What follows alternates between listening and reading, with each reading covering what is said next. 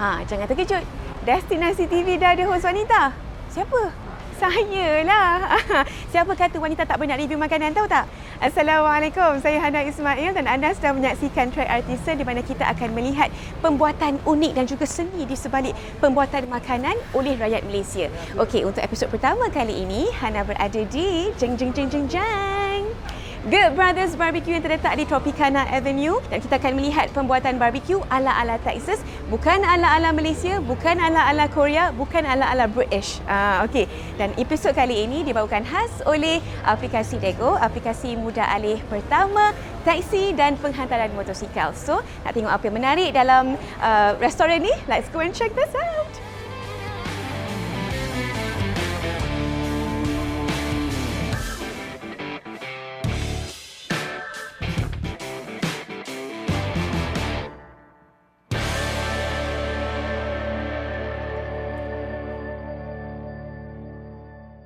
This is serious barbecue business, guys.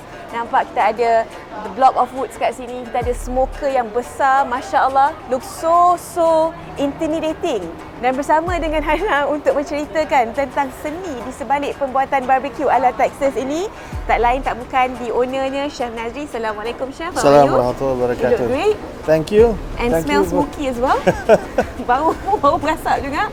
Okey, tapi Chef, untuk pengetahuan Chef lah, ini bukanlah kali pertama I datang kat sini sebenarnya. Right. I've been here before. Yes. I've tasted your amazing brisket. Thank you. For those yang maybe tak pernah merasai pengalaman barbecue ala Texas ni, apa kelebihan dia berbanding mungkin barbecue ala Melayu kita, kan? Kita ada sejarah dengan barbecue juga. I mean, kita panggil salai. Each barbecue is different. It's special in its own way. Saya cuba kawinkan benda tu.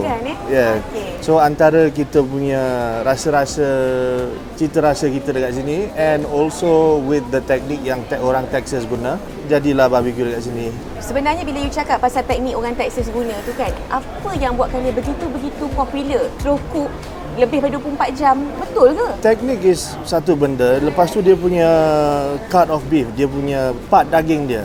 Jadi kalau when it comes to Texas barbecue, dia ambil part daging yang memang liat. Kalau masak cepat, dia memang liat. Untuk masak part-part ni, dia perlukan waktu, suhu yang stable. Jadi kita guna kayu api, kita tak guna gas ke apa. Agak rumit lah. Take care of the temperature, you want to make sure it's stable throughout the 14 hours. That's the challenge. How many hours? 14 jam?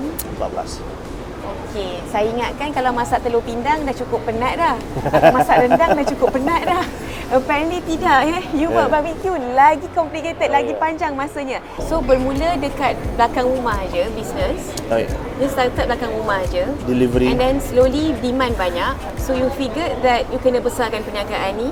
When the demand banyak, masa tu smoker kecil. Customer datang dari Perlis, ada datang dari Terengganu, ada datang dari Kelantan. Datang aja habis sebab dia don't understand the process. Dia tak tahu kita kena masak 10 jam, 14 jam, 12 jam. Bila diorang datang, usually saya buka dulu pukul 11, saya buka 11 pagi. And usually because kecil, dalam pukul 2 dah habis lah. And then yang datang dari jauh ni, datang pukul 3, datang pukul 4, dah marah, popek kena banyak. And I decided, okay, I don't want to get you guys all angry ke apa. Kecewa lah, tak nak mengecewakan pelanggan. Tak nak kecewakan diorang. And I love the customers that come from far away, from long distances. And I said, okay lah, just give me a while. Saya akan dapatkan smoker yang lagi besar sikit. And I get a proper place for us to all sit down and enjoy the barbecue. Ini memang you import khas daripada Amerika ke macam mana? This smoker comes from Brisbane in Australia. This just happened to be the last smoker that Reda Hill was making. Our order was the last order because after that, dia punya business memang business oil and gas. Dia buat piping semua. But this was his hobby. Jadi bila saya minta tu, saya pun tak tahu benda ni, it's gonna be his last. So lepas saya dah beli smoker ni, lepas dah dapat smoker, minta dia lagi 2-3 months down the road, tak buat lagi. That was the last one. So this workmanship is the last workmanship that he ever has. Okay, cakap pasal penghasilan pembuatan barbecue Texas ni kan, bukan setakat penting kena ada smoker ni juga. Pada masa sama, pemilihan kayu yang digunakan untuk membakar tu sangat penting juga. Macam kalau kat Texas ni mereka pilih kayu-kayu indigenous mereka lah. Yeah. Kayu oak dan sebagainya. But that would be hard for you, right? Because Very kat hard. Malaysia tak ada kayu oak. Yeah. You nak kena import pula. Yes. So how is that like a challenge for you? Apa cabaran dia? Alhamdulillah, when I started opening up, people ask, kayu apa guna? Guna oak wood, guna ni, guna ni. Kayu Malaysia.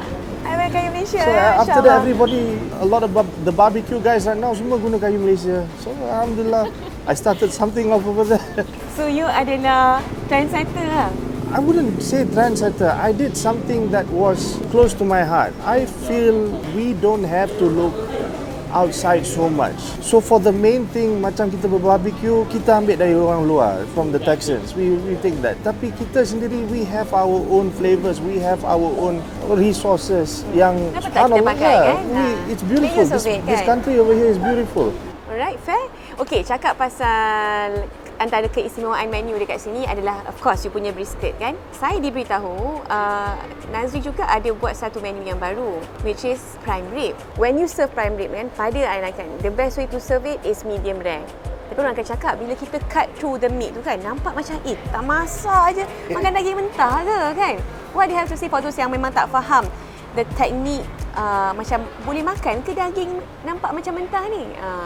Kalau nak katakan darah, benda ni memang statement yang salah. That is actually myoglobin. Myoglobin is basically air yang ada dalam daging tu.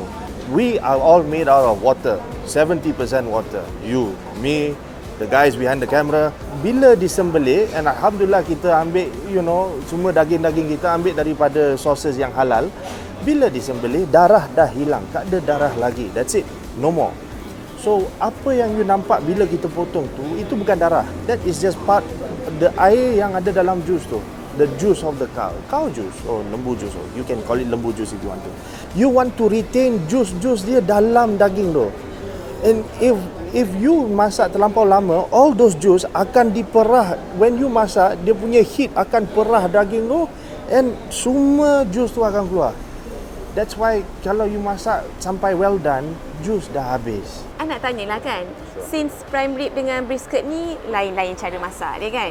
Sebab brisket memang akan masa lama. I know so gonna be cook kalau I minta sekarang. Yeah. Tapi I'm sure prime rib lain approach dia. Prime rib kalau masak lama dia akan jadi well done. So betul. Kita masak dalam 1.5 jam ke 2 jam sahaja. Betul. So apa yang nak tanya adalah mana steak yang I nak dapat rasa tu? What do you mean mana steak yang siap nak ke dapat belum? Oh, sekejap lagi I pergi belakang, I akan sediakan untuk you. Okay. And we can enjoy ourselves. Alright, I can't wait. Yeah. Okay.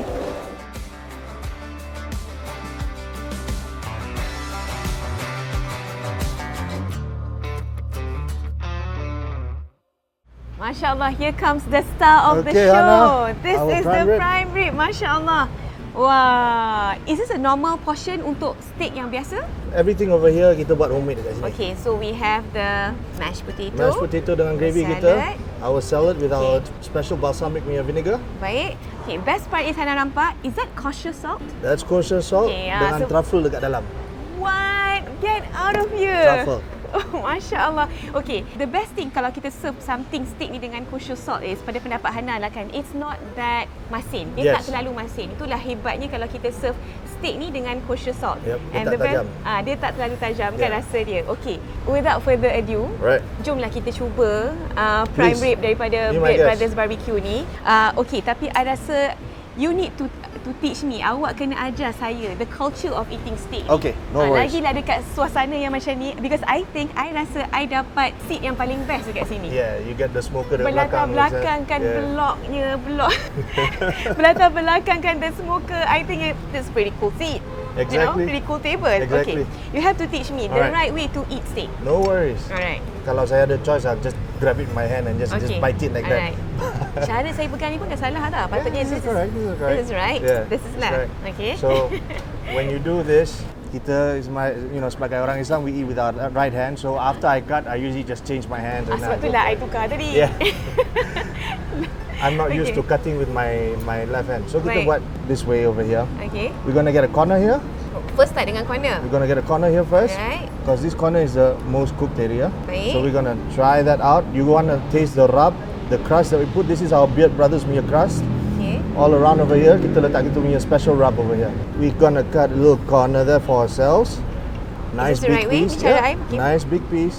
Wah, bila saya potong, so tender, sangat-sangat lembut. Memang mudah untuk kita cut through the meat tau. The first piece, kita tak letak garam dia because the crust dah ada dia punya garam dah.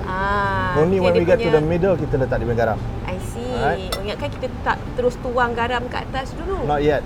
Okay. We're gonna do it little by little, bite by bite. Baik, alright. Okay? Okay. So let's go and try that out. Take a bite. Bismillahirrahmanirrahim. Good stuff. Oh, Masya Allah. Yeah, you just gotta enjoy that. Don't talk. I know it's a show, but I should take my own time, right? yeah. I mean, this is a big piece of meat to take your time and to enjoy. It's fantastic, Masya Allah. Saya minta maaf kepada anda sedang menyaksikan show ni. Saya rasa kesian dekat korang yang tengok saya makan ni. Sebab sedap. Saya minta maaf siap-siap lah, okay? I've had people cry eating this. Nikmat daging yang cukup lembut dan tender. Feels like it melts in my mouth. Yeah. That's what took us 1 tahun untuk buat benda ni, to R&D benda ni, because the cooking process it takes time sebab kita masak dengan guna kayu api dekat belakang sini. So you have to take care of the fire, you have to take care of the temperature of the meat, everything you have to take care of. Bahagian paling terbaik pada Hanna adalah walaupun sebenarnya you ada all this rempah kan yang you letak dalam daging ni kan. Dia tak overpower sampai kan you tak dapat nak rasa manisnya daging tu. So basically rempah ni dengan daging ni it's balanced. Yes. So I can still feel the flavour. I can still sense that beefy flavour inside my mouth. Dan pada masa sama I can still taste the unique taste of the spices that you letak dalam ni, rempah-rempah dalam ni. So it's fantastic. It's very well balanced. Okay, my only concern is I tak rasa lagi tengah-tengah ni. I dah rasa kat tepi ni, I tak rasa tengah-tengah ni. Let's do that. Okay. So I'm going to help you out. Can you please cut for me? I'm going to help you out there. We're going to cut off the middle first. Masya Allah. So that's a tendon. All rib eyes come with a tendon. You got to cut the tendon off. Okay. Let me turn that around. Ni lah bahagian yang kita letak kosher salt tadi, garam kosher tadi. The truffle salt. Just truffle a little bit. Salt. Dengan truffle. Just a little bit. Oh, okay. Just a little bit. Okay. Go ahead. Bismillah. Try that out. Bismillah. It looks good, so I'm going to get myself a piece also. Wow. I should have eaten the center part from the very Straight beginning. away, right? It's more of your save the best for last punya kind of thing. And walaupun biasanya kalau orang serve prime rib ni, they will take the juices as well tau. Juice daging tu serve as the au jus. You know? But because this thing is so full of juice already, we don't need to do put that. in the au jus. Ini adalah pertama kali I makan steak together dengan kosher salt tau. Right. And I've got to say, I tak sangka kosher salt ni lagi sedap berbanding dengan garam-garam biasa. Dia macam lagi menambahkan kesedapan daging tersebut. It has that acidic taste to it. Dia rasa sedikit masam-masam sikit kosher salt ni. Most of the table salt yang we have is, it's not iodized and everything else, all the nutrients have been taken out. So you have a very sharp punya flavor, most of garam yang halus. So when you have kosher salt or when you have flaky salt, these are salts that memang dia punya process is natural. And they just leave it to be, dia kering dekat matahari and that's it. So you actually get to feel the, how to say, rasa laut, the taste of the sea, proper rasa laut, And then plus kita tambahkan dengan kita punya, we put real truffles inside there. So we don't skimp on our ingredients dekat sini. So truffles inside the salt, that gives the umami, the whole flavor lifting up for that salt, So yeah, this is a work that's been going on for a long time. Ini adalah a work of art. InsyaAllah. Thank you. And siapa akan sangka I get to experience eating steak dekat tepi-tepi jalan macam ni. Oh yeah. This is sometimes the whole I imagine benda-benda macam ni adalah something yang luxurious. Makan kat hotel 5 star ke. Right. But this is a very good steak that is prepared so well, masya-Allah. Thank you so much. And served with such a premium quality. Premium side Ingredients, dishes, premium ingredients. So dapat ada kosher salt. We have salad on the sides. Tapi kalau I lah, I would just eat the steak. Me too. I Me would too. just eat the steak. The salad was more to cut the, there's fattiness everywhere. There's inside. It's inside a mashed potato. It's inside, and so I decided, put the salad over there to cut that fattiness. Masya Allah.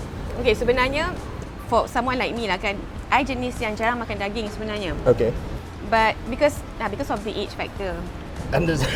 Because of the age factor, so I kena kurangkan pengambilan daging. Okay. But I told myself, kalau I betul-betul nak makan daging, I kena makan something yang betul sedap, yang betul berkualiti. Alright. So for those yang jenis macam I, yang you rarely eat meat, and you want to taste a very good, high quality, well prepared punya serving, go here. Oh yeah. And try their prime rib steak. Sebab dia memang highly good recommended, Masya Allah. This is good stuff. Well done, Chef. Yeah, thank you. Thank Masya you. Allah. Appreciate it. Thank you very much. Okay, untuk serving yang macam ni, Chef, berapa harga dia? So we have dengan mashed potato and your salad and 400 grams. Kita never give 400 grams. We always give more than 400 grams. You are paying 250 ringgit for this plate over here. Masya Allah. Plus the truffle salt. No extra charge. Okay. The truffle salt comes with it also. I rasa sangat-sangat worth it. Yeah. Because it's prime rib. We're talking about prime rib here. Ni bukannya ekor ke, bukan. Ini Yeah. adalah bahagian yang paling premium bahagian daging kita boleh dapat. So saya rasa harga dia sangat-sangat berbaloi.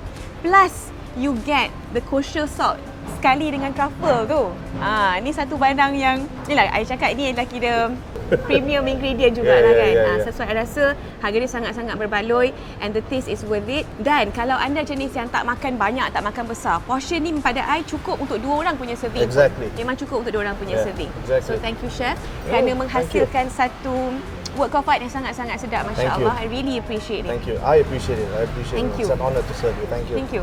Okey, kepada mereka yang teringin nak merasa menu ini disediakan bukan sahaja di Beard Brothers Bbq tapi juga di Beard Brothers Dari dan Beard Brothers Umami Boru tu, bolehlah anda dapatkan di aplikasi Dago atau anda boleh pergi saja ke website Beard Brothers dan mereka akan hantarkan di depan rumah anda melalui aplikasi Dago. Okey?